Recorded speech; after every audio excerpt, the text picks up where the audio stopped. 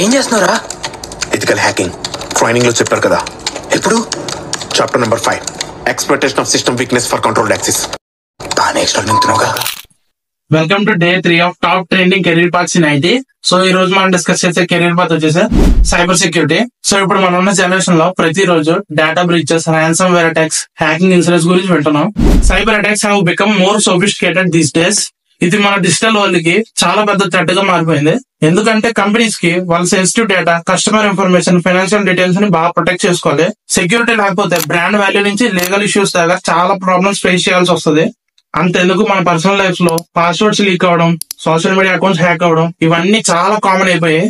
So data ఎక్కడైతే ఉందో దానికి సెక్యూరిటీ అండ్ ప్రైవసీ ఖచ్చితంగా ఇంపార్టెంట్. సో సైబర్ సెక్యూరిటీలో మెయిన్ గా ఉన్న జాబ్ రోల్స్ వచ్చి security analyst, penetration tester, security engineer. Security analyst అంటే కంటిన్యూస్ గా సిస్టమ్ ని మానిటర్ చేయడం, వల్నరబిలిటీస్ ని ఐడెంటిఫై చేయడం అండ్ సెక్యూరిటీ థ్రెట్స్ ని డిటెక్ట్ చేసి రిసాల్వ్ చేయడం. ఇట్లా కంపెనీస్ కి సెక్యూరిటీ లెవెల్ ని మెయింటైన్ చేస్తాడు సెక్యూరిటీ అనలిస్ట్ అన్నవాడు. పెనిట్రేషన్ టెస్టర్ అంటే మనకి తెలిసిన భాషలో చెప్పాలంటే ఎథికల్ హ్యాకర్.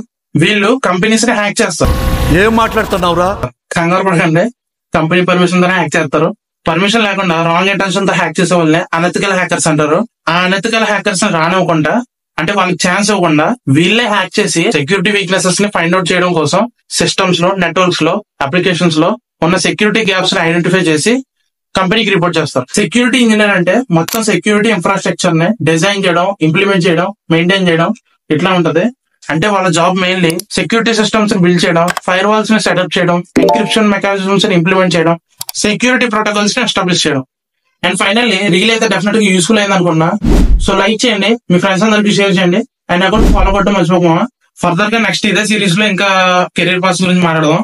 Thank you.